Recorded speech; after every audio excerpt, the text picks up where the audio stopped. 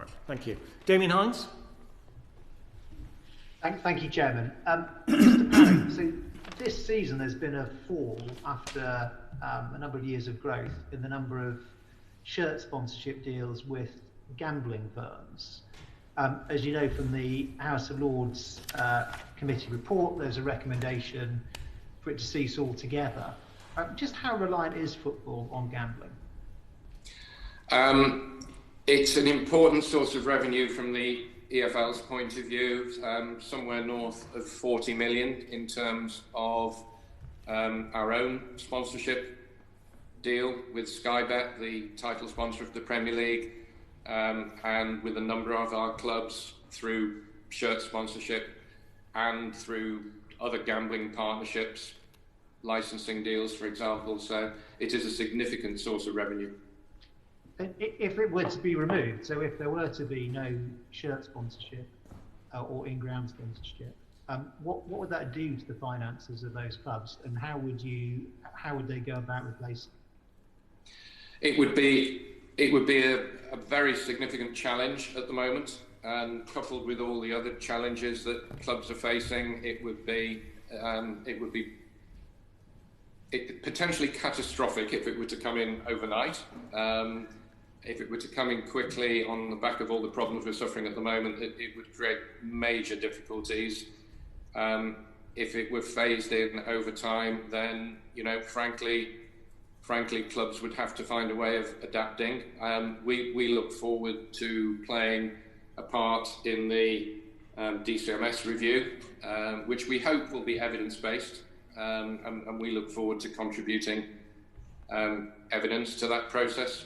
But certainly, if any changes were to come in quickly, then major problems would arise. It is remarkable, when you look at the chart over the years of how reliant for sponsorships the sector, both in your leagues and in the Premier League, how clubs become so reliant. And I wonder if, on reflection, you and your members regret the extent of that reliance and how it's grown. But can I just ask you both, do you worry about the prevalence of gambling advertising in our society, not just, by the way, in football, I mean in telly, online, public transport, you name it. Do you worry about that prevalence and the extent to which it is, I think in the words of actually someone quite high up in the gambling industry, how it's so much in the face of the consumer these days? I think there has to be a balance.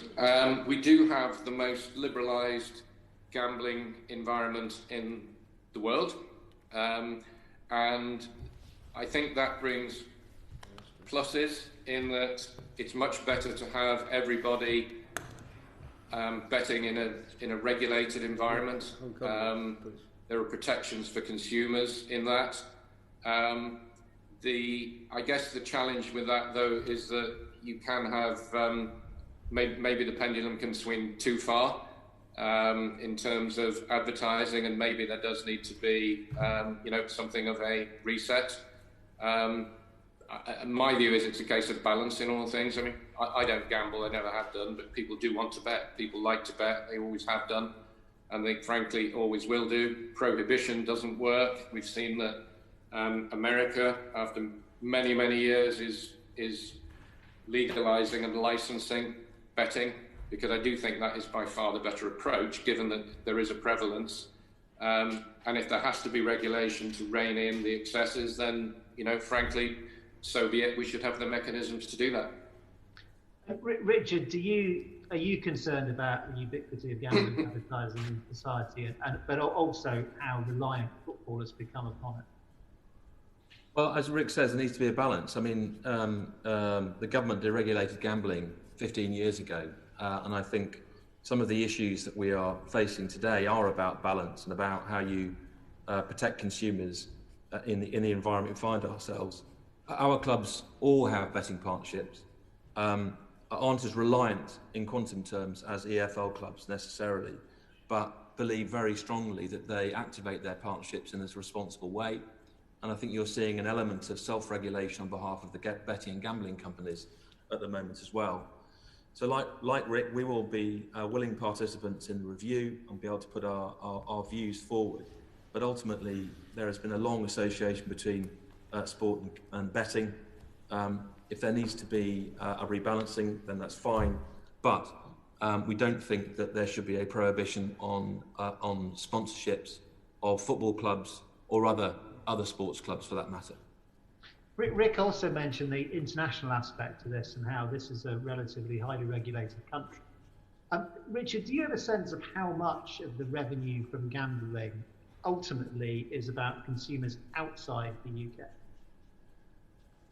Well, the gambling markets that are interested in English football, in particular the Premier League, internationally are huge.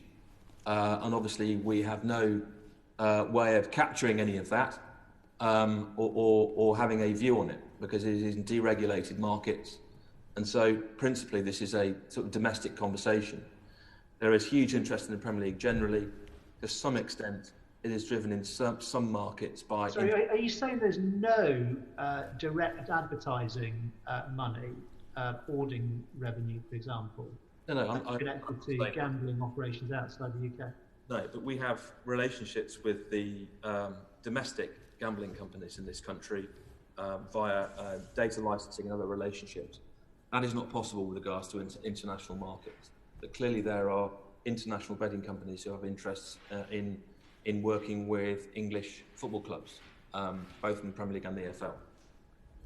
And finally, on gambling, I just ask if either of your organisations has done any work, any research work with young people, children, who are football fans, and the impact of exposure to gambling messages, what effect that may have on them.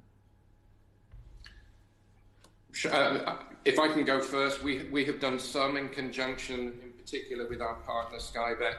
We absolutely intend to do more. We are commissioning research as part of our input to the gambling review. Richard, have you done any work?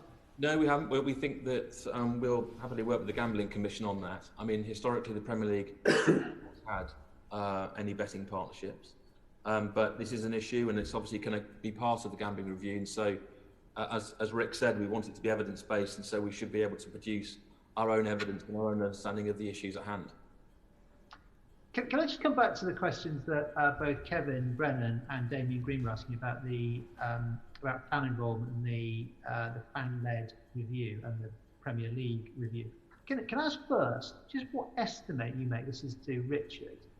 What estimate you make of the revenue, the total amount of your clubs and your revenue that comes from fans, either directly through match day, gate receipts, merchandise, and so on, but also through the TV deals, and how that splits these days between people coming in person to matches and buying TV subscriptions?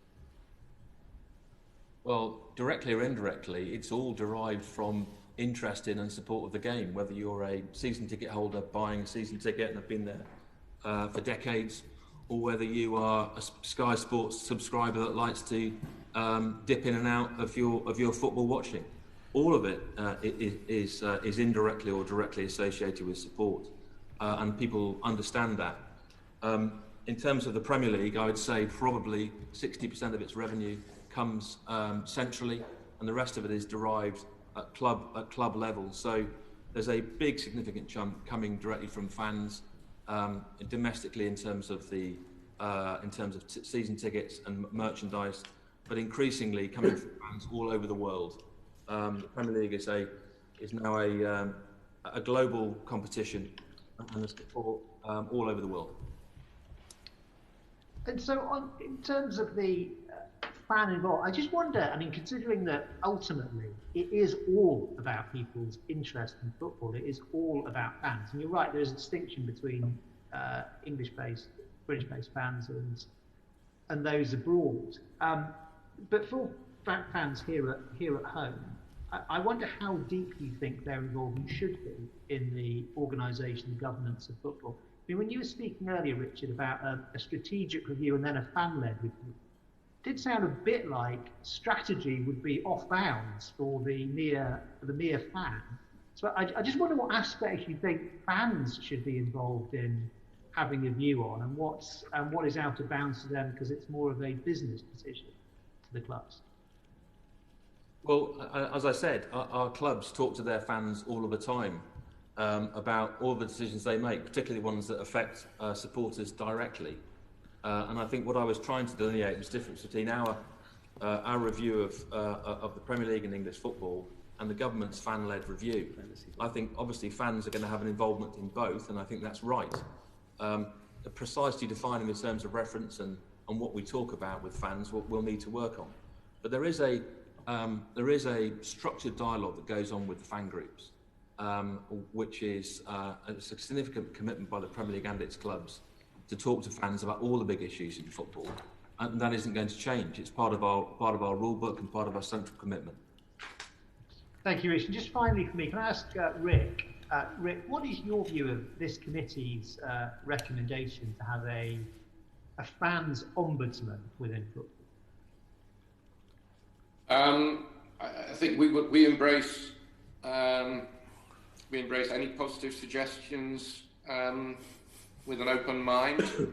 It depends what the terms of reference are, exactly what they're supposed to, the issues they're supposed to address. Because as Richard said, we have dialogue with fans at two levels. We have it centrally, but more importantly, I think much more importantly, at club level, it's the relationship between fans and their individual clubs that is incredibly important. But you know, if an ombudsman can improve relationships, if it can bring more openness, then you know that's something we're more than happy to embrace and to consider. Thank you, Chairman.